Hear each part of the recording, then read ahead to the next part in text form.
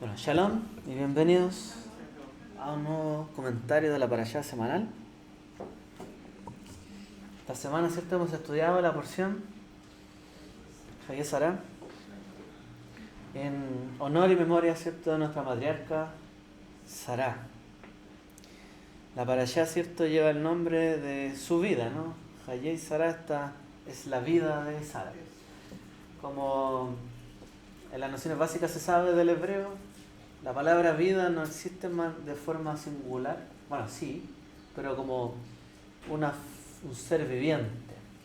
Pero decir vida, o sea, un ser viviente es como hay o hayá. Pero la vida se le llama hayim. Por eso uno brinda, ¿cierto? Y dice lehaim. Bueno, hayim significa vidas, en plural. Entonces, este es el nombre que lleva la porción, las vidas, o las vidas de Sara. Hay quien lo lee así.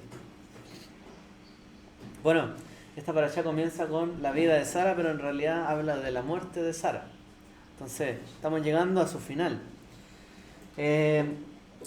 Una de las lecciones profundas del judaísmo, ¿cierto?, a lo largo de la historia, es que la persona no se mide por sus años, sino por su legado. Y el legado tiene que ver con lo que perdura después de esta vida. Algo de lo cual ya no seremos ninguno de nosotros parte, ¿cierto? Y que después de partir ya no estaremos por acá. Quizás en qué situación de conciencia estaremos. O qué tan conscientes seremos de nuestros seres queridos acá en esta vida o en esta tierra. Pero claramente hay un legado. Y ese legado es clave, ¿cierto? Es importante. Bueno, lo primero, para hacer una pequeña recapitulación, ¿cierto?, de lo que es la parashá. Un segundito, que creo que estoy medio al lado. Acá. Ahí. Entonces, lo primero, ¿cierto?, que ocurre cuando muere Sará es que a los 127 años, murió ahí en Kiriat Arba, Abraham era un extranjero en la tierra, lo que se le llamaba un Ger Toshav, un extranjero y residente. Negoció él con los hititas, que eran los locales, ¿cierto?, de Efrón, esta tumba para poder colocar ahí, ¿cierto?, a su esposa ya fallecida. Se le llama así, ¿cierto?, Maharat Machpelah, que literalmente significa como la cueva doble. Abraham rechazó, ¿cierto?, en primera instancia, usar la cueva de forma gratuita, que era lo que le habían ofrecido, ¿cierto? Dijeron, no, mira, tú eres una persona grande entre nosotros, ¿por qué no la usas gratis? ¿Cierto? Pero él se negó. Él pagó un precio. Él realizó un kinyan en hebreo. Esto significa un acto de una compra, una compra legal y de carácter público. O sea, no fue una venta privada, sino que fue una venta pública. Todos sabían, en el fondo, que estaba comprando este terreno. Entonces, esta es la primera adquisición también que toma Abraham de la tierra prometida, que el Eterno le había dicho que le iba a dar. De una forma, ¿cierto?, curiosa, antes de que él pudiera recibirla, la compra. Entonces, esto es algo que uno a lo mejor parece como raro, ¿no? Si la promesa era que el Eterno le iba a dar esto, ¿por qué termina comprando? Bueno, lo realmente valioso en esta vida muchas veces hay que comprarlo y hay que pagar por ello. Y para él era apreciada esta tierra, no era un problema, ¿cierto?, pagar para comprar la tierra que el Eterno le había prometido. Al contrario, si él podía ayudar o aportar a esto, lo haría. Algo similar, ¿cierto?, hicieron el siglo XX y a finales del XIX, muchos de los judíos, ¿cierto?, que retornaron a la tierra de Israel y empezaron a comprar la tierra, incluso peladeros, ¿cierto?, lugares de pura tierra, para después plantarlo. Bueno, nuestro Padre hace esto mismo, y así Él establece un derecho sobre esa tierra, al menos en Macpela. Entonces, ahí, por ejemplo, hay un antecedente hasta el día de hoy. Pues nuestro antepasado, nuestro patriarca Abraham, él compró la tierra en esos años. O sea, hay una, podemos decir, hay un contrato de propiedad, por así decirlo, desde ese tiempo. Y como los judíos han estado viviendo allí tantos años, bueno, podemos decir que la tierra en parte, ¿cierto?, les pertenece. Bueno, ahí hay un argumento para eso. Ahora, obviamente él lo hizo para que también descansaran a su esposa y él en ese lugar.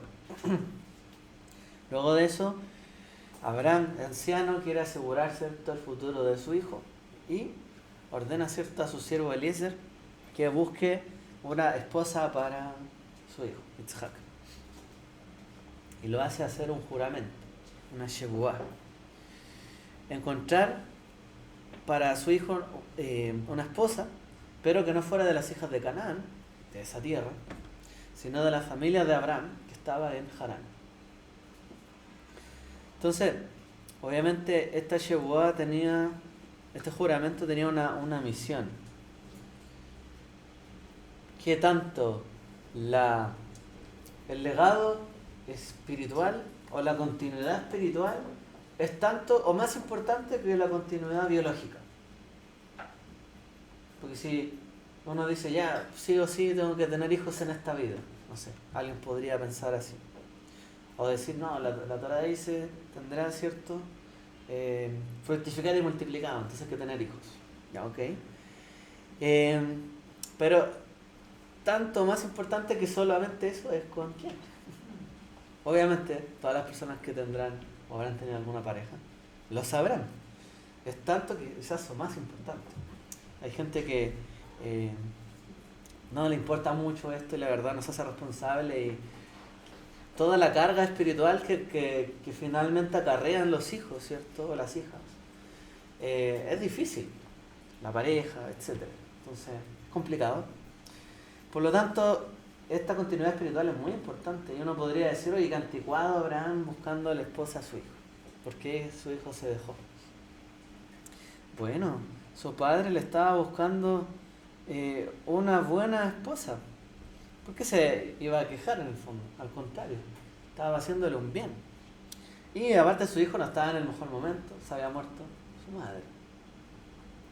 Bueno, en medio de esto, ¿cierto?, recibiera consuelo. Pero ahí, muy importante entonces la continuidad espiritual de una familia. Y para Abraham esto era algo importante. Por eso también el Eterno le había dicho, yo sé que tú le enseñarás a tus hijos a seguir estos caminos y estos mandamientos. Por lo tanto, Abraham buscó con quién. Y buscó que su hijo tuviera con quién seguir ese camino. Y él buscó, ¿cierto? ¿Y cuál fue la prueba del carácter que buscó Eliezer sobre esta mujer? Él, llegando a Harán, oró al Creador y le pidió algo particular. No la joven más bella o con más dinero, sino una mujer que se parara junto al pozo y le dijera, por favor, y si él le dijera, por favor, dame de beber, que le diera de beber a él y también a todos sus camellos. No cosa poca. Hay quienes calculan los litros que necesitaba y en realidad estamos hablando de cientos de litros que necesitaba para darle a todo el séquito que andaba con el Eliezer. O sea, le tomó un buen rato hacer todo ese trabajo. Fuerza, trabajo, dedicación, bondad, sobre todo. Y esa es la palabra que se destaca, ¿cierto?, dentro de la literatura rabínica, el Gesed. Esa bondad, esa generosidad, que incluso podría traducirse como esa lealtad. Es, en el fondo, ser generoso, bondadoso con quien es de mi propia especie incluso. Si usted se fija, de repente cuando estamos en peligro, la gente tiende, ¿cierto?, a protegerse. Bueno, primero la gente a veces se protege a sí mismo. La gente también protege en su familia, el entorno, ¿cierto? Y empieza a proteger. Este gesed tiene que ver con esa esa empatía, ¿cierto?, con los que tenemos cercanos, y ver también, ser capaz de ver en las personas la imagen de Dios.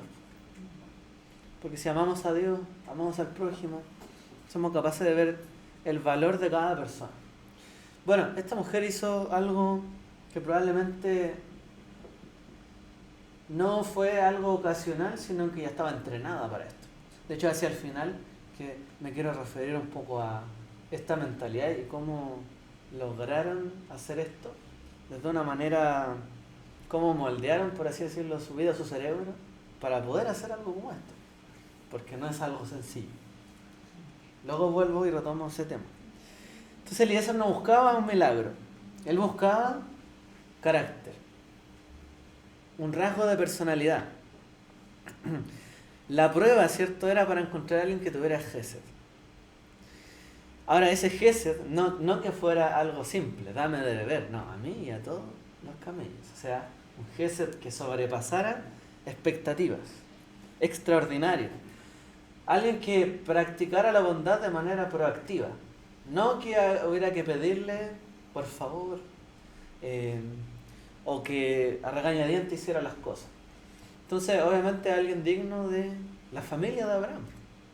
Probablemente él también recibió ese gesed de parte de Abraham y Sara, que había partido hace poco. Y él sabía lo que era más importante y el rasgo de la familia de Abraham. Gesed, bondad, misericordia. Entonces, este era el rasgo, ¿cierto?, que tenía que tener también esta próxima mujer matriarca de la familia de Abraham. Y esta mujer, Rivka, cumple a la perfección. Luego, ¿cierto?, Rivka acepta ir con él. Es llevada ante Isaac, quien estaba en medio del campo. Y bueno, hay quienes dicen que estaba orando en ese momento, ¿cierto? Porque dice que él estaba en medio de la tarde y salió al campo. Bueno, dicen que en realidad él estaba orando, los sabios. Meditando, la palabra que usa ahí en hebreo es la suaj, que es meditar. Estaba reflexionando. No dice haciendo una tefilá, pero dice estaba meditando en las cosas que estaban ocurriendo. Si alguien sufriera una pérdida como esta, por supuesto que estaría reflexivo. Probablemente, como muchos hacen, le preguntan, ¿por qué Dios? ¿Por qué pasó esto? Bueno, Isaac la trajo a la tienda de Sara, a Rivka, ¿cierto?, cuando la conoció, dice que la tomó y la convirtió como su esposa, y la amó. Y fue consolada después de la muerte de su madre.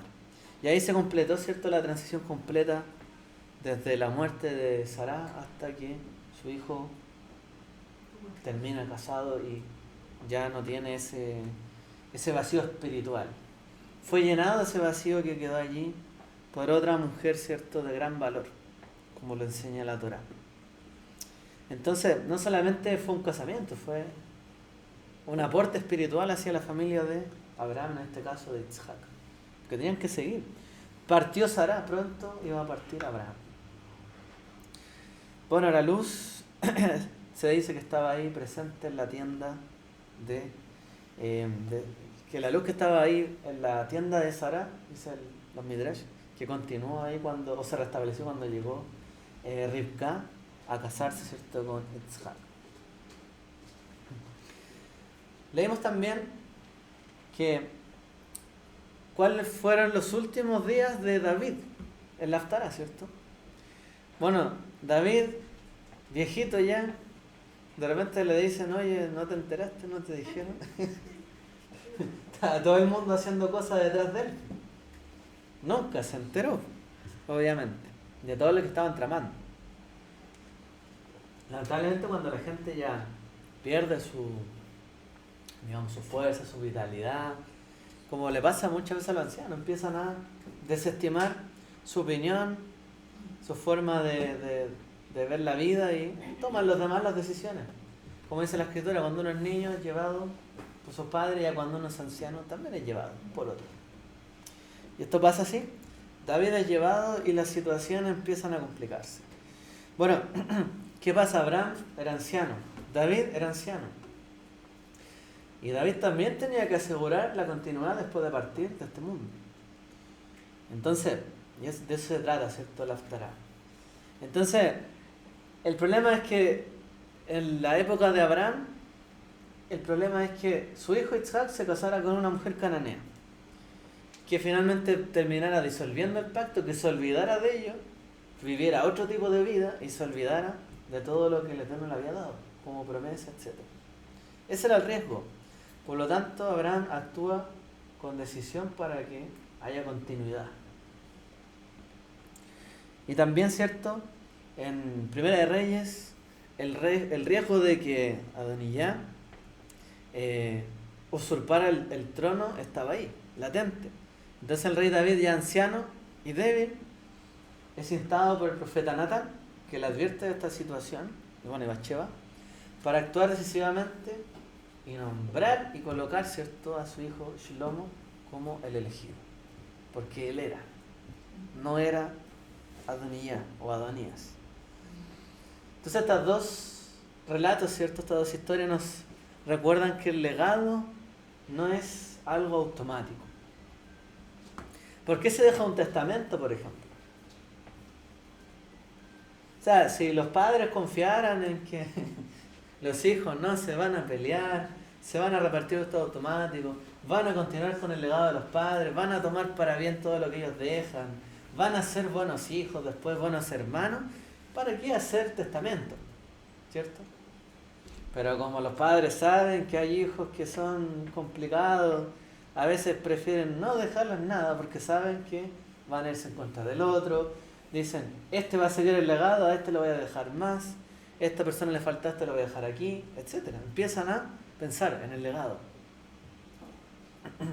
Lamentablemente hoy día son los hijos los que discuten, pelean, la familia se agarra de las mechas, como decís acá, ¿cierto? Del pelo, por todas estas situaciones. Pero imagínense cuán arrogantes todo eso por querer pelear por un legado que ni siquiera ellos construyeron ni trabajaron, si fueron sus padres. Entonces, es un acto sumamente egoísta. Y por eso cuando se entra, ¿cierto?, en esa discusión, los hermanos también, la familia empiezan en actos egoístas de odio, de resentimiento muy fuerte, porque todo eso se mueve por un sentimiento en realidad negativo. ¿Ya? Apropiarse de lo ajeno, finalmente. Sentirse dueño de algo que en realidad está bien, o sea, no es suyo, que por derecho sí le corresponderá, pero debiese uno preguntarse, ok, lo material es una cosa, tener descendencia biológica es una cosa, pero el legado espiritual de casarse con alguien que realmente va a continuar el legado y legar, ¿cierto?, un testamento, legar a los hijos sabiendo, dándole propósito y legado, es diferente. Por eso vemos, ¿cierto?, que nuestros patriarcas también bendijeron a sus hijos con oraciones especiales. Les dieron, ¿cierto?, a cada uno una porción. Les dijeron cuál era su legado y que ellos veían sobre ello.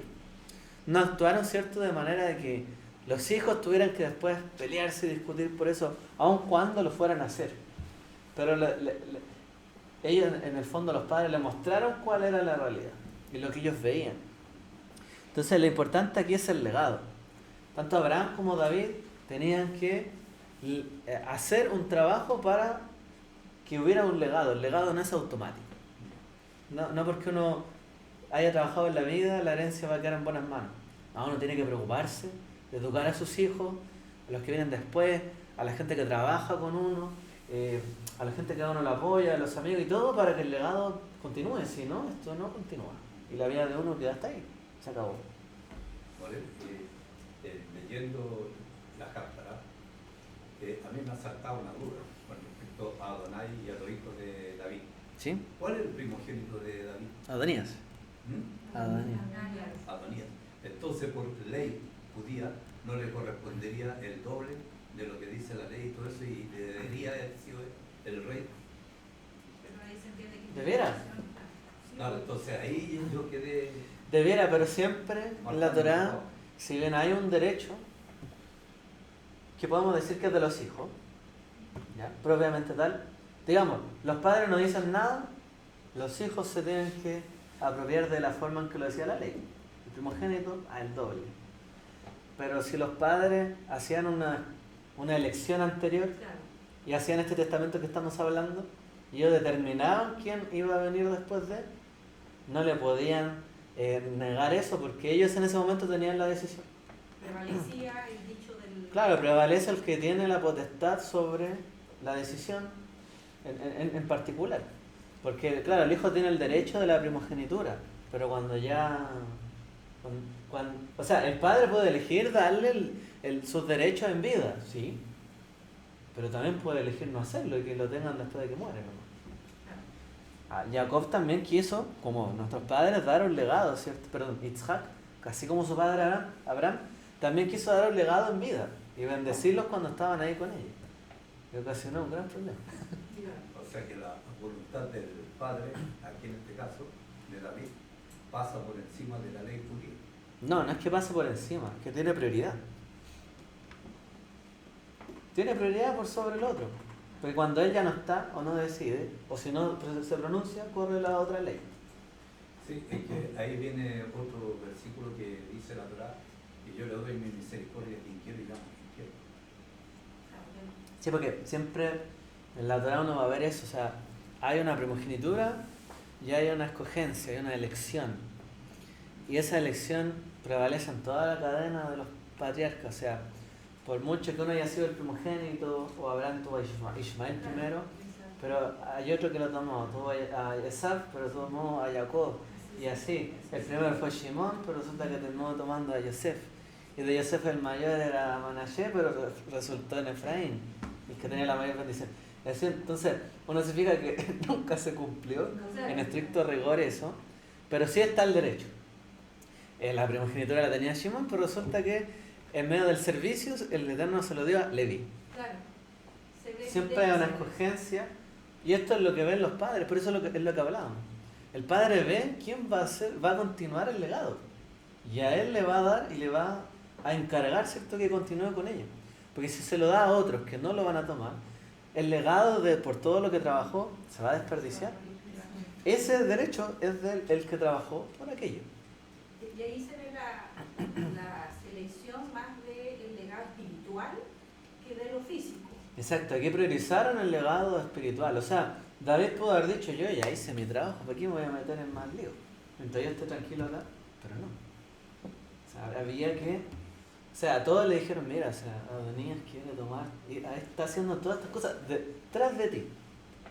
Ni siquiera te está considerando. O sea, eso de pasar por alto por tus derechos significa que va a actuar de esa forma por sobre el resto. Probablemente va a ser un rey bastante más déspota, ¿cierto?, que Shlom. Porque ya estaba pasando por voluntades que no le correspondían, haciendo las cosas por detrás. Esta es la trama de muchas películas, ¿no? Siempre hay un hijo que quiere tomar el poder, etc. Pero ese derecho es de él que lo tiene en ese momento. Por eso finalmente las tramas de las películas siempre que terminan haciendo, matando al padre para que no diga que este queda a cargo y el otro se quede con el tema. O si no es el primero en la cadena de elección, mata a los demás para quedarse el primero. Bueno, hoy día lo vimos en un ejemplo de la vida real. O sea, no quiero decir que los relatos de la Torá sean ficticios. Lo que pasa es que hoy día, en los tiempos contemporáneos, nosotros vimos un asesinato ahora aquí en La Reina de un padre y sus dos hijos por quedarse con la herencia. Es un caso, yo lo vi muy a la rápida, pero es esto pues, de lo que hablamos. Finalmente, ¿hasta qué punto una persona está tan necesitada como para pasar por algo que no le toca, no le corresponde, no es su derecho y llegar a matar a otras personas? Yo también vi un caso de una persona que mató a su amigo, pero ese día le usó toda la plata, las tarjetas y le giró todo lo que tenía.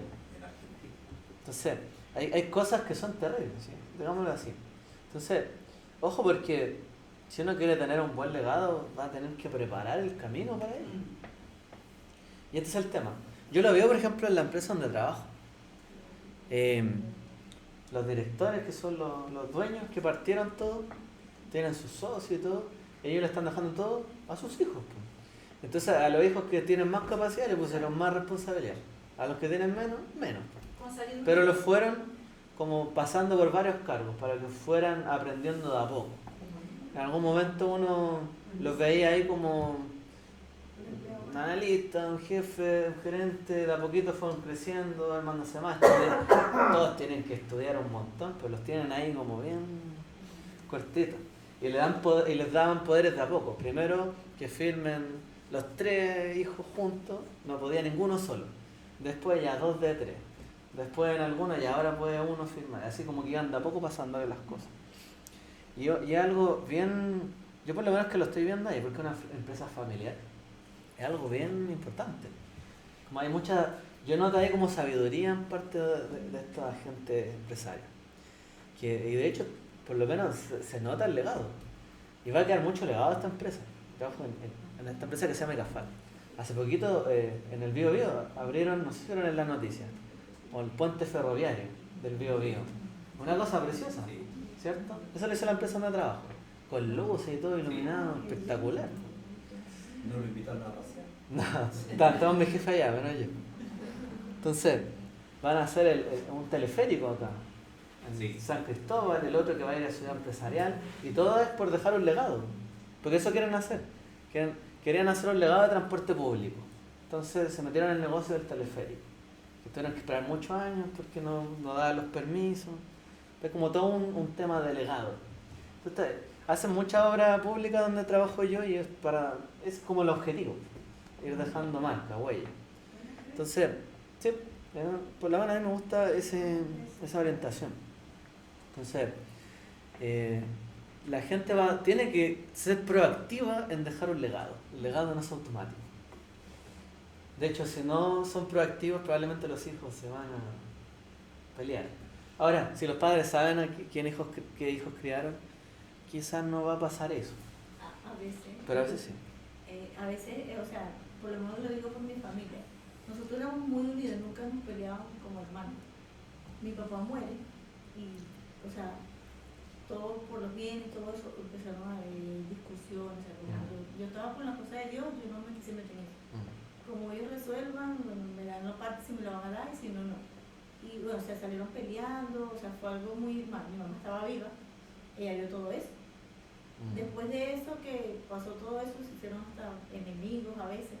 Y después mi mamá nos dio todo en vida, porque dijo que no quería que pasara lo mismo, pues, porque ella vio cómo fue eso. Y ya después lo que quede aquí es de su segundo esposo, porque no tenía. Y ya lo que ella dejó, nadie peleó con eso porque ella había dicho todo lo que... O sea, ella se preparó, como dice Jesús, porque tenemos que hacerlo. Fue un poco más previsor. Sí. Mi abuelo, previendo una situación así, le dejó a mi abuela una segunda casa para que tuviera como para ampararse, porque sabía que tampoco le iban a ayudar mucho, que después iban a pasar cosas, entonces como que le preparó el camino, ¿cierto? Claro. Un poquito para que no tuviera muchas dificultades.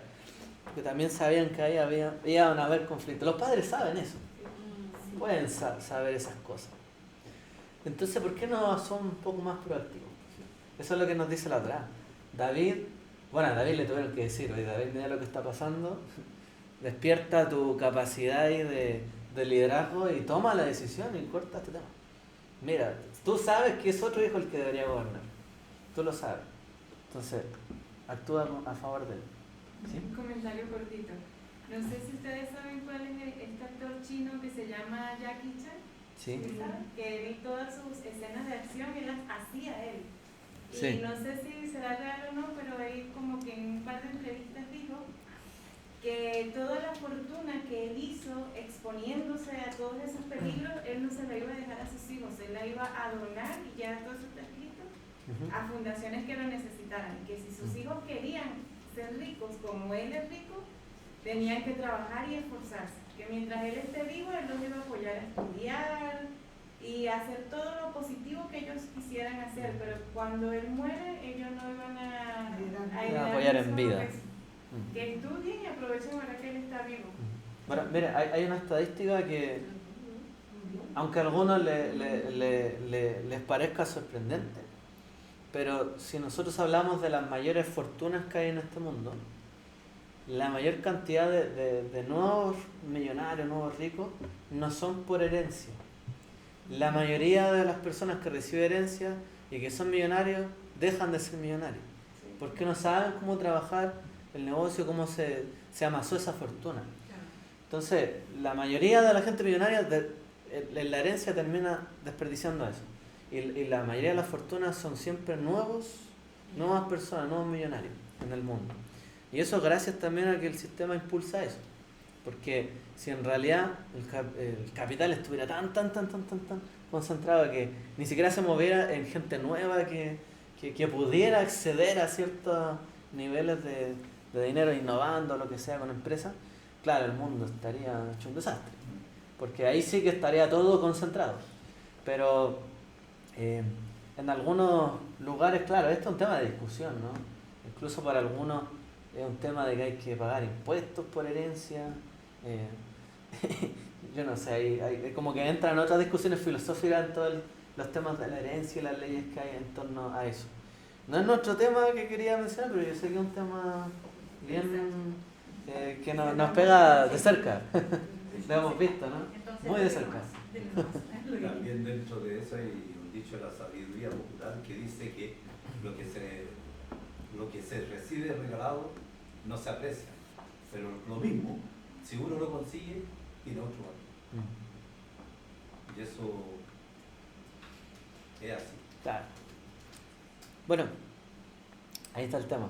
Me acordé justo porque hay un muchacho que entró acá a hacer una práctica conmigo y el papá tiene una empresa de construcciones como el Benjamín, que son como contratistas.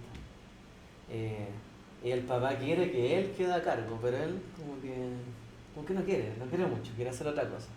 Estudia porque los papás lo guiaron para allá, vino para acá como para aprender, pero en realidad quiere otra cosa. Y claro, ahí es como, son muchas situaciones en la vida. Hay otros que querrán involucrarse, otros no quieren vivir otra vida. A lo mejor lo que decía, ¿cierto?, Lilibet, hay hijos que quieren tomar otros caminos. Claro, los padres los tienen que ayudar, a impulsar, pero no significa que le tengan que obligar a tener todo o seguir todo el legado, ¿no? Tampoco es algo así. Pero habrá alguno que querrá y en ese habrá que apoyarse. Bueno, sigamos. Entonces, ya, en fin, el legado o la herencia no es automática. No pensemos que va a ser automático porque van a haber problemas, muchos problemas. Entonces, el otro mensaje fuerte es que la vejez no es un tiempo solo de pasividad y de estar tranquilo y no se hace nada. No es un tiempo de pasividad. Es un tiempo también de actuar con liderazgo y responsabilidad para asegurarse también que la próxima generación sea establecida en el camino correcto. Y esa es una gran responsabilidad que tienen las personas, ¿cierto?, de edad. Y las sociedades que respetan esto son sociedades que realmente son fructíferas. Sociedades que respetan al anciano, ¿cierto?, le dan su lugar, o como dice la Torá, te levantarás, ¿cierto?, cuando hay un anciano, mandamiento. Es algo importante, darle el debido respeto, porque por algo saben lo que saben, por el tiempo, la experiencia. Entonces, a veces, ¿cierto?, por eso es que muchas veces dicen que cuando los jóvenes, y solo los jóvenes, toman todas las decisiones, bastante desafortunada esa generación. Ya lo vimos ya.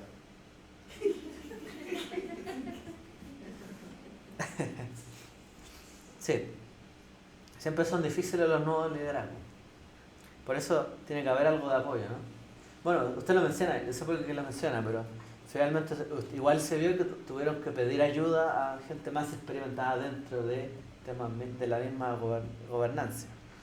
Entonces, por algo, porque hay que recurrir a cierta expertise. Y eso es sabio. Bien, avanzando un poco más. Esto que nos habla Yeshua también se parece mucho a lo que pasa entre el Padre, el Hijo y el Siervo. Es muy parecido a algunas cosas que habló Yeshua.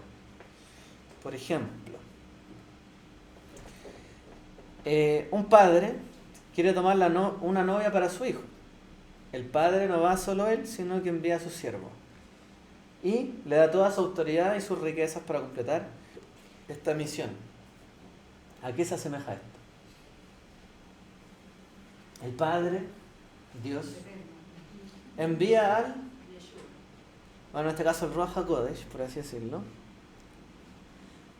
o tipificado por Eliezer, a un lugar lejano para buscar a la novia para su hijo, Yeshua. El Espíritu busca, ¿cierto?, a los creyentes en todos los lugares para que se reúnan la novia del Mesías, ¿cierto? Entonces esta figura la menciona Pablo en algún momento, no me acuerdo en qué libro, pero él hace esta comparación y en eso resuena finalmente. Hay una preparación. ¿Mm? También hay un acto ahí de búsqueda, ¿cierto? Entonces, en el fondo hay que preparar y hay que buscar a la novia y ese es este enviado, ¿no? Para prepararla y que se pueda presentar ante el novio, que sería el Hijo de Dios, Yeshua. También, esta prueba del pozo, de dar de beber, nos recuerda a otro episodio, ¿cierto? Que es que Yeshua habló de esto en varias ocasiones porque él se refirió mucho al libro de Ezequiel, que habla de los profetas, del agua, etc. Cito mucho ese libro, Yeshua, en algún momento. Entonces, en Juan 4, por ejemplo, está el episodio de la mujer samaritana, le pide de beber y Yeshua le da otra oferta: dame agua viva. Y él dice que él tiene agua viva. El que beba del agua que yo le daré no tendrá sed jamás. O sea, ese dar de beber, en el fondo, si esta mujer fue tan bondadosa y tuvo tantas gesed que logró darle a Eliezer y a todos los animales, ¿cuánto mayor, cierto, es la bondad con la cual Dios nos puede dar abundantemente a cada uno de nosotros? Y ese es el tema. Es sin límite la bondad de Dios. Entonces le dice: mira, si en realidad tú conocieras quién soy yo, tú me pedirías a mí, dame de beber. Yo te daría agua, cierto, que no va a dejar de fluir. Porque la bondad que tiene y que viene por parte del Mesías es mucho mayor, incluso. Entonces, Yeshua le está hablando de eso. Este es el camino. Es por acá. La salvación viene por acá. Tienes que beber de esta agua. De aquí viene la salvación. Y de aquí viene el Mesías. Lo que hablábamos un poquito, ¿cierto?, en el curso de discipulado. La novia que se prepara también se asemeja, ¿cierto?, a esta, cuando estaba en la casa de Rivka, ¿cierto?, o de la familia de Abraham, se preparó a Rivka con regalos, se la preparó para encontrarse con el novio. Eso también tiene la similitud de el Ruach HaKodesh, el Espíritu Santo, dando ciertos dones a los creyentes, ¿cierto?, para prepararlos para presentarse ante el novio. Son los dones para preparar a la comunidad de fe. Y la respuesta de Rivka es algo clave en este sentido. Cuando se le pregunta: ¿irás con este hombre? Y ella dice: iré. Está dispuesta a abandonar su antigua vida por un novio que no había visto, basándose en la palabra de ese siervo. Y es lo que hacemos nosotros. En la palabra que recibimos por parte de Dios a través del Ruach HaKodesh, la creemos para prepararnos para ese novio, que es el Mesías. Aunque no la hayamos visto. Es una prueba de fe. Y Rivka tuvo esa prueba de fe. Pablo usa harta referencia a Rivka por lo mismo.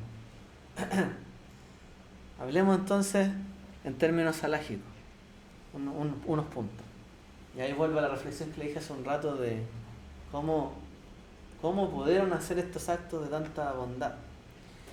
Lo primero que nos enseña la halajá dentro de esta parashá es un principio que se llama Kinyan Kesef, que hay que adquirir cosas con dinero. En la vida no todo es gratis, no hay que pedir todo gratis.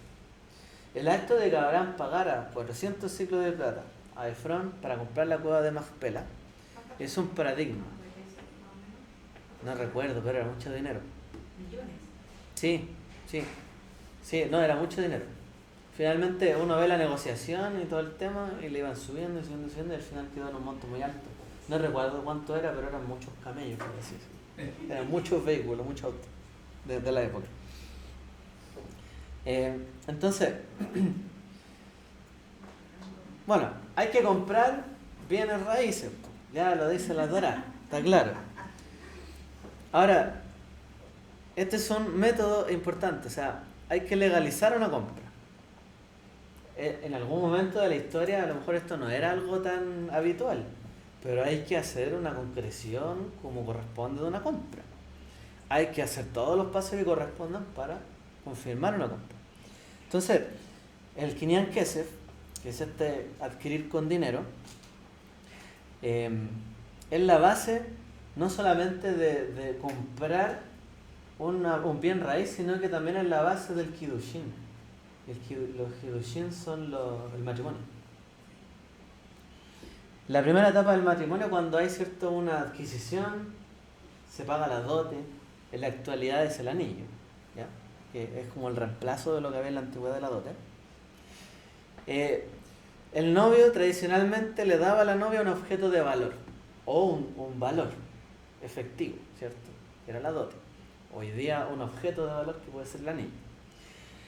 Y eso adquiría que ese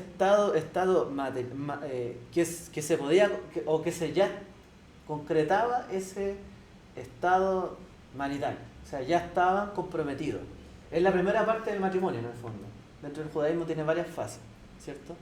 Y la primera fase, cuando ya, incluso se puede decir que están casados, es cuando ocurre la entrega del anillo de la dote.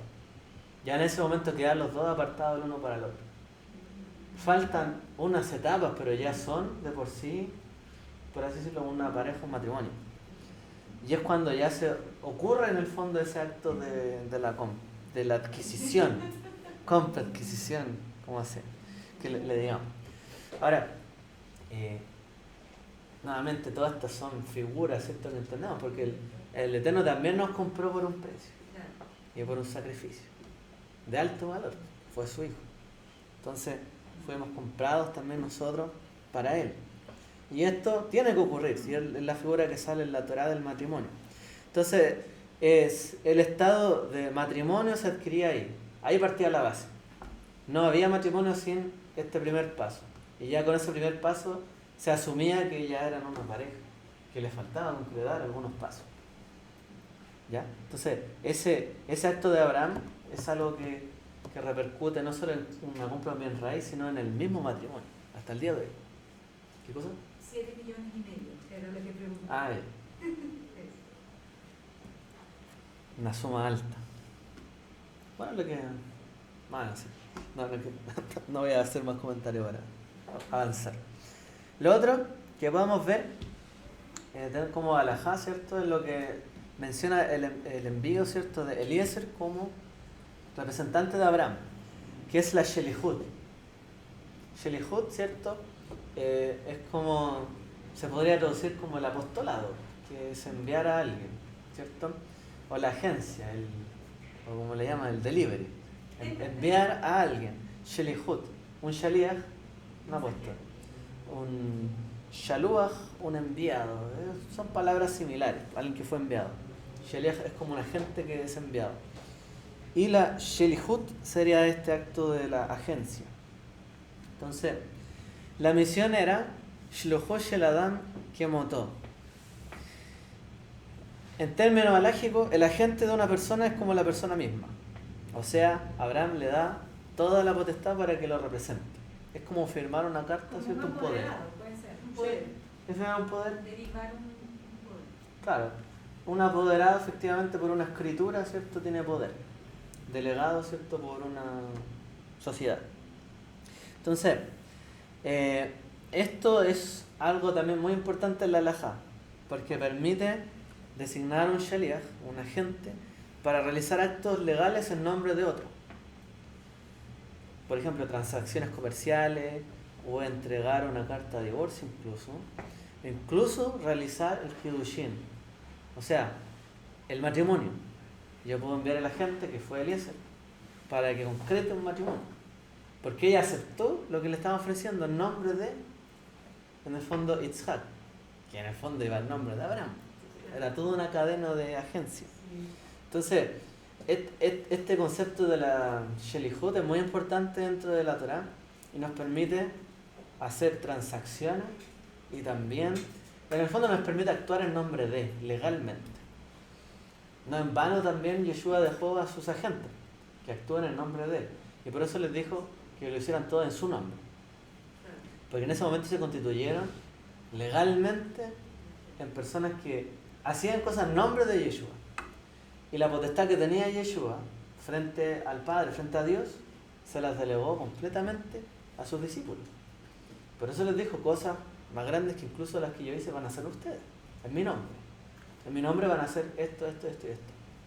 O sea, les delegó toda esa agencia. Y eso es correcto dentro de la halajá, sí. Y en términos espirituales, como vemos acá, si bien en un principio que se basa en las relaciones comerciales y legales, también en términos espirituales lo dejó nuestro Mesías. Por eso también una comunidad puede mandar un enviado a otro lugar.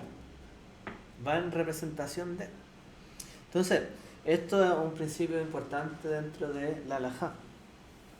Y lo último por mencionar, y vamos a la naturaleza del pensamiento detrás de esto, para finalizar, es que Yitzhak oró, se dice que oró. El Talmud dice específicamente que este fue el origen cuando él salió a orar en la tarde de la tefilá de Minjá, que se llama, que es la oración de la tarde que hay dentro del judaísmo.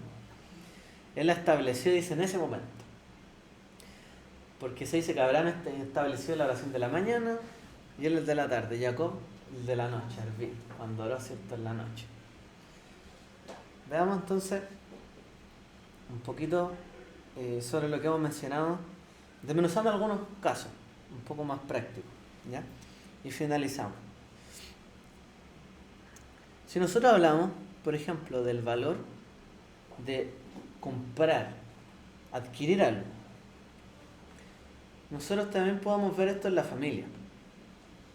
¿En qué sentido? Muchas veces se ve en una familia como que los padres le regalan cosas a los hijos, ¿cierto? Simplemente le dan, oh, quiero esto, ya, toma, te lo compro. Ya, no, quiero esto, ya, toma, te lo compro. Pero esa no es la forma en que Abraham actuó cuando alguien le quiso regalar algo. ¿Qué dijo? No, tiene un precio y este precio tiene, por así decirlo, un valor y tiene una responsabilidad. Yo sé que cuesta esto, por lo tanto, soy responsable en esta decisión. Los padres a menudo le regalan cosas a los hijos, pero tenemos que verlo como que le regalan responsabilidades a los hijos. Si un padre le regala a su hijo un teléfono, o a su hija un teléfono, hacemos responsable a los hijos de lo que vayan a hacer con ese teléfono. No es simplemente, se lo paso y me desentiendo. No, pues esa no es la actitud de Abraham. Abraham no acepta las cosas gratuitamente, le da el sentido de responsabilidad que conlleva, el valor que tiene. Por lo tanto, no debiese pensar que para no transgredir la falta de respeto, porque lo que quería Abraham es que no le faltaran después el respeto a la sepultura que él iba a dejar ahí. Porque si aceptaba gratuitamente, se la podían quitar gratuitamente. Pero si él pagó y se la querían quitar, bueno, ok, pero cómpramela. Pero ¿sabes qué? No está a la venta, punto. Entonces él ya tenía la propiedad. Entonces él tomó responsabilidad sobre esto. Pero si uno simplemente hace cosas gratuitas y las acepta en cualquier momento también, alguien puede venir y decir, no, ya te lo quito. Entonces, uno tiene que practicar esta actitud de Abraham, en términos lógicos. O sea, dar, pero con un sentido de responsabilidad. Practicar ese quinián de Abraham, para que nadie venga después a decir, no eres responsable, te lo quito. Entonces, ¿qué pasa si un hijo, por ejemplo, ya recibió un regalo del padre? La educación. Le pagó a los hijos la educación, el padre. El hijo o la hija estudió, se preparó, salió adelante. Si bien le pagaron todo eso, no se va a sentir toda la vida deudor de sus padres, así como le tengo que devolver este dinero. No, porque sus padres le dieron un regalo que es el estudio, pero para que el hijo o la hija lo tome con responsabilidad. Y en la medida que los hijos lo toman con responsabilidad para su vida y su futuro, el padre se da por pagado, porque entregó con responsabilidad. Y eso es lo que hacen los padres, ¿no? Cuando van a hacer un acto tan grande como este. Mira, yo te voy a apoyar, como decía el hermano Sergio el otro día. Te voy a apoyar, te voy a pagar, ningún problema, haz todo. Pero estudia. Yo me acuerdo de cuando estaba en ese tiempo estudiando, siempre me decían, no, mira, no aceptaban que uno fuera a trabajar ni nada. Me decían a mí nada, solo preocúpate de estudiar, saca tu carrera. Estoy haciendo el esfuerzo para que termine, ¿cierto? No te pongas a hacer otra cosa, después termina en vano. No, esto. Yo en algún momento igual tuve una caída en ese sentido. Yo por ahí tuve un momento muy difícil en la universidad en esos años. Y a mí me estaban pagando en ese tiempo. Pero yo vi con esa caída, yo dije, no, aquí yo perdí, no debería volver a cargar a mis padres. Y ahí pedí el crédito, el CAE. Ahí decidí, yo dije, no voy a achacarle de nuevo a este tema, yo lo asumiré, el futuro. Pero en el fondo uno tiene que tomar la responsabilidad, si no, esto... ¿Qué pasa cuando a los hijos se les da demasiado? Van, lo botan, no les sirve, toman otra cosa. Crear a los hijos así, la verdad, sinceramente no soy padre, pero debe ser un dolor de cabeza y un dolor del alma de los padres ver cómo los hijos desprecian o desperdician las oportunidades que se les dan. Yo como papá y viendo a mis dos hijos, Sí. puede parecer algo de no mucho valor, inclusive puede parecer que es una obligación.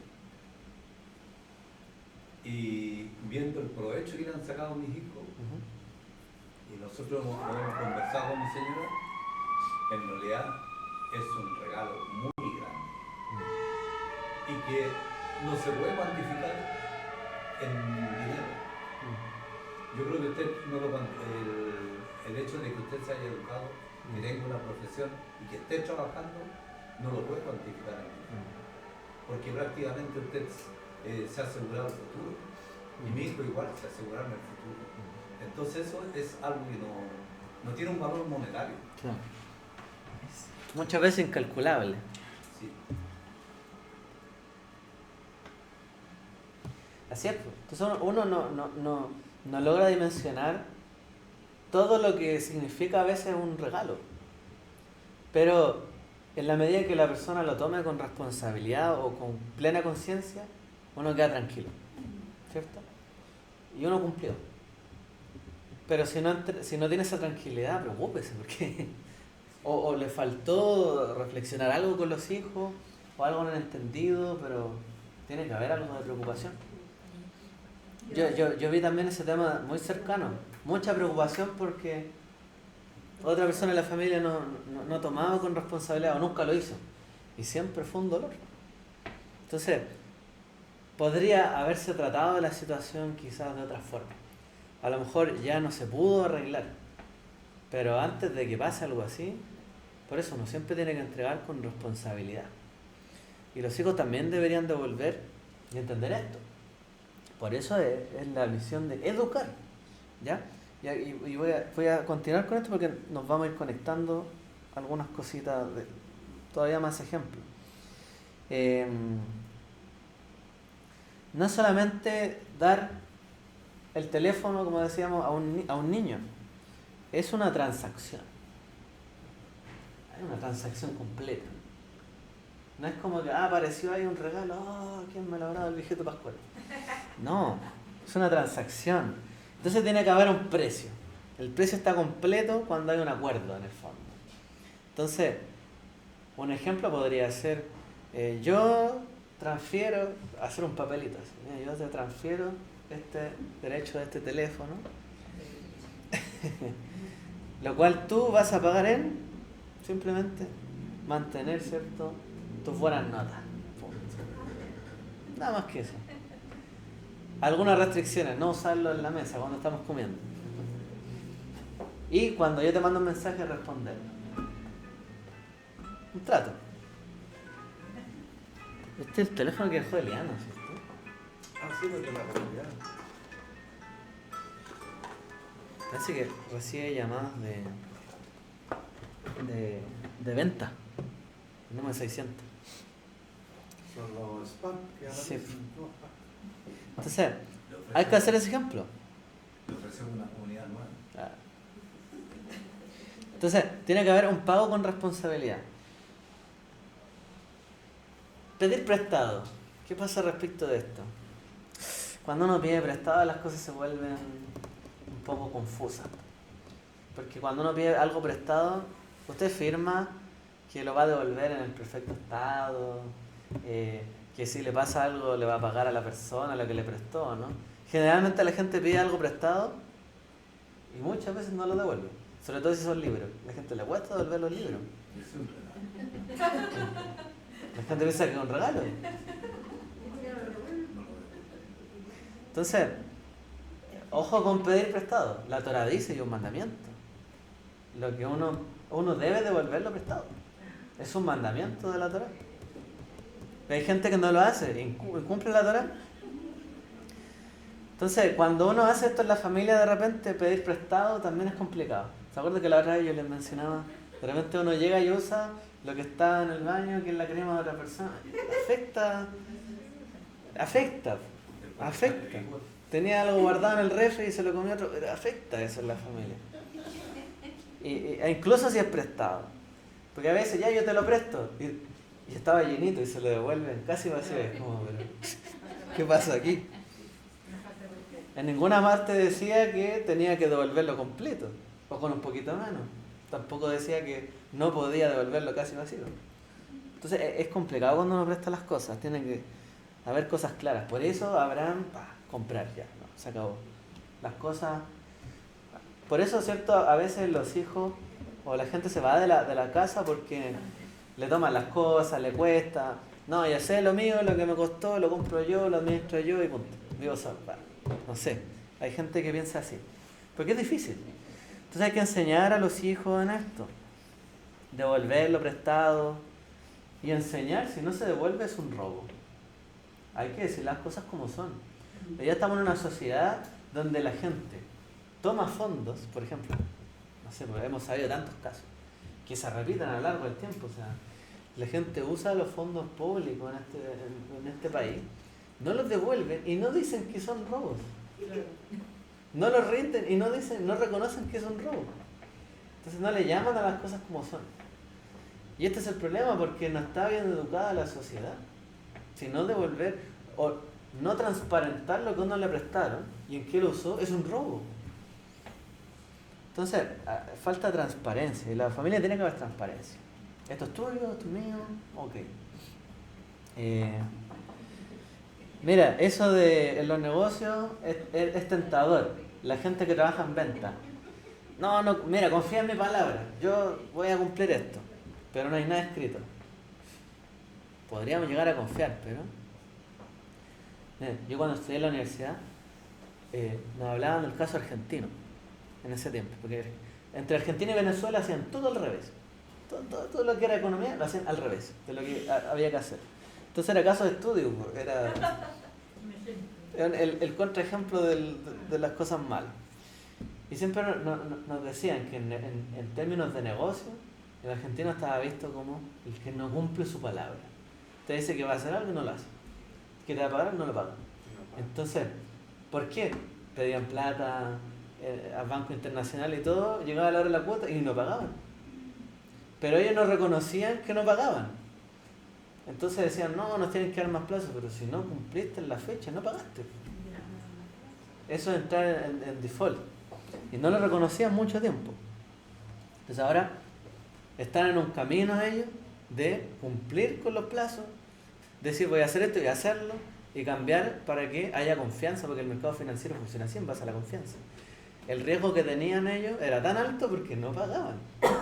Y ahora va cayendo porque el gobierno paga.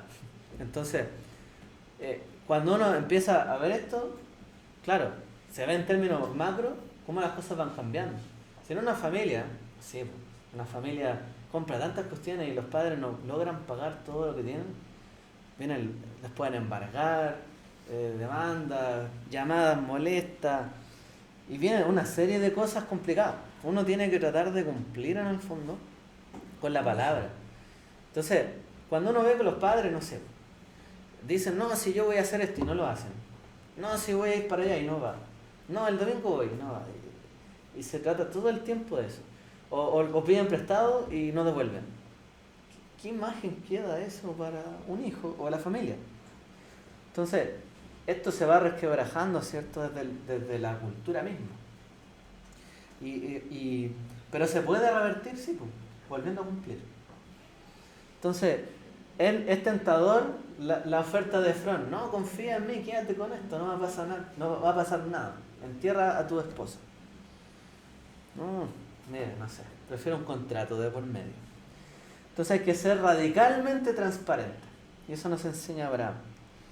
Hay que cumplir con contratos claros, transparentes. Si yo compré algo, pagar su precio completo. ¿Puedo regatear el precio? Sí, pero pague el precio completo. O sea, si decía 1.000, pague los 1.000. Ah, usted compró y decía 1.000. Ah, es que no vi, pensé que era menos. Perdió, tendrá que pagar el precio completo. Pero Abraham no regateó él. No, ni siquiera quiso regatear con ellos, porque vio que a lo mejor había alguna intención de ellos o su gente que lo iba a incomodar después, no quería nada de eso. Sobre todo con algo tan importante como el legado, ¿cierto? Ellos no Y el eran valor. modernos, ¿cierto? Eran personas que no estaban Sí, pero eran atentos, hititas, tenían otra cultura, tenían otras leyes, tenían su código de leyes también. no confiaban por eso. No confío mucho. Ya. Y a lo que les prometí desde el principio. A ver, para hacer solo para cumplir lo que les había dicho que iba a mencionar. Esta forma de actuar de Abraham, si lo vemos a la luz de la ciencia hoy día, nosotros tenemos que pensar que nuestro cerebro funciona como si fuera también como un computador, y que hay que entrenarlo. El acto que hace Abraham en ese momento de comprarlo, el punto es que echa a andar el tema de lo que se llama la corteza prefrontal del sistema límbico y empieza a cambiar un mecanismo en el fondo en su cerebro. Cuando uno ofrece un regalo o un favor, nuestro cerebro inmediatamente piensa, ¿me va a pedir algo a cambio? ¿A costa de qué? ¿Es solo un regalo? Lo quiero porque es un regalo, pero a lo mejor no lo voy a usar, pero lo quiero porque es un regalo. Hay gente que si es algo gratis van y lo toman y no lo usan. Pudiendo haber gente que sí quería tenerlo, ¿cierto? Entonces de repente cuando uno habla de un regalo en el cerebro es algo ambiguo. Incluso la sociedad es algo ambiguo. Dentro del reino de las emociones es algo ambiguo. Pero también puede implicar un regalo. Confía en mí, te estoy regalando algo, soy de confianza. Si yo te regalo algo, ¿por qué? Tú podrías confiar en mí. No cualquiera le regala algo a otra persona. Pero el acto que hace Abraham es un acto, como dijimos, ¿cierto?, que actúa de la mejor forma que puede tomarlo el cerebro. No actúa colocando una sobreconfianza en Efrón, porque podría traicionarlo al futuro. Entonces, me veo tentado a recibir algo como un regalo, pero quizás después me lo van a cobrar o quizás qué. ¿Qué hace él? Toma la decisión más correcta. No, voy a actuar de la manera con esta adquisición legal. En el fondo voy a hacer algo concreto, lógico, verificable y permanente. No me voy a quedar con algo que pueda ser ambiguo y que pueda traer una sobreconfianza que después se quiebre, se rompa, no. Inmediatamente tomo la decisión concreta.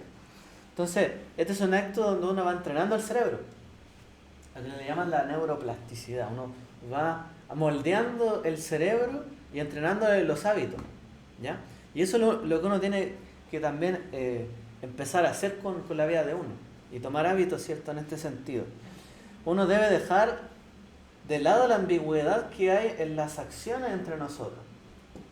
Toda esa ambigüedad nos provoca problemas futuros. Cuando usted hizo una relación con alguien que no dejó las cosas claras, después va a tener problemas. Y tiene problemas, pues la gente suele tener problemas. A veces, por amistad, confía en el amigo o en la amiga, confía en un par de cosas, la amistad se acabó porque ya no le puede devolver eso, y ahí quedó. Y hay gente que ha perdido mucho por esto. Entonces, ¿qué tiene que tratar de hacer uno? Cosas concretas, lógicas, verificables y permanentes. Somos amigos, ok, pero cuentas claras. Como se dice, conservan la amistad. Ok, te pasó esto, ¿cuándo lo devuelves? Si no lo devuelves, ¿qué vas a hacer? Entonces, uno tiene que ser un poquito más concreto en algunas cosas. Y si uno va a dar un regalo, estar dispuesto a regalarlo, de verdad, y no pedir algo de vuelta. Pues uno tiene que hacer las cosas claras. Porque si no, ¿qué pasa? Que la memoria es indeleble. Entonces, ¿ha tocado alguna vez con una persona que usted le dijo algo, llegaron a un acuerdo, después habla con el tiempo con esa persona y usted sabe que no cumplió, y dice, no, si yo te dije otra cosa? Eso pasa mucho, ¿no? Porque la memoria es endeble. Entonces, pierde estabilidad. La persona hasta puede cambiar o sobreponer recuerdos sobre una cosa que ocurrió en la vida real. Por eso lo mejor es algo verificable, absolutamente. Y eso es lo que hizo Abraham. Y haciendo esto entrenamos no solamente, digamos, nuestras acciones con los demás, sino nuestro propio cerebro. A que tome ese tipo de decisiones. Ahí Abraham lo que hizo para asegurarse es que había muchos testigos. ¿Pero habría también algún documento? Sí. Ya. Lo hizo público y probablemente hicieron algún... Claro, en alguna piedra tienen que haberlo hecho. claro, Que una hacían piedra. cosas en ese tiempo. Sí. Pero ya Sí. por lo menos la multitud de testigos estaba verificando Claro. esa transacción. También, pues, fue algo público. Claro. Totalmente. Porque era de una tierra de ellos. Se compraron un territorio en otra tierra. Claro, ya no vemos a Abraham, ahora es nuestro. Todos vieron que compró el territorio y que no quiso aceptarlo, sino que lo pagó. O sea, está todo claro. La mejor manera de perder un amigo es prestarle dinero. ¿La mejor forma qué? De perder un amigo. De perder a un amigo es prestar dinero. ¿Sí? Confirmo. Eso debe ser lo público, me llamó la atención y lo encontré como bueno. Eso debe ser lo público. No en este caso. Vamos a concluir, ya hemos hablado mucho. Ha sido largo. La sabiduría, sí.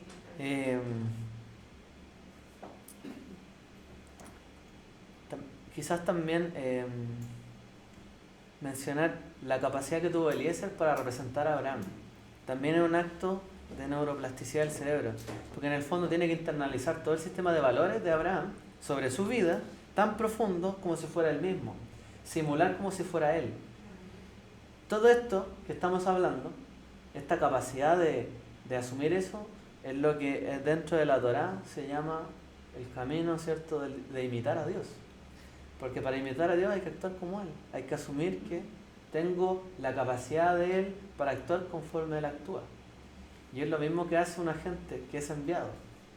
Y es el mismo principio de imitar la Torá, que es otro mandamiento, ¿cierto? De imitar los caminos de Dios y todos sus caminos, dice el mandamiento. Y esto es lo que hizo Eliezer, y es el mismo principio que se aplica ahí. Entonces, la educación, la tradición, etcétera, que les va a uno legando el aprendizaje de nuestros padres a nosotros y de la Torá, es el mismo acto de la imitación. Yo hago lo que hacían ellos, lo practico, la tradición. El otro día hablábamos en clase de discipulado, la importancia de la tradición. Quizás no fuimos tan de fondo porque hablamos de otros temas, pero es esto. La imitación de los principios. ¿Sí? Es que yo igual encuentro que Abraham igual hizo como papel de padre, porque él era como su siervo. Pero en un momento él igual le dijo a Elohim, le dijo, no tengo hijos, le voy a tener que dejar todo a mi siervo. Entonces como que Abraham igual como que lo preparó, Sí. lo educó y más encima como que le transfirió, ¿cómo se dice la palabra? Los valores.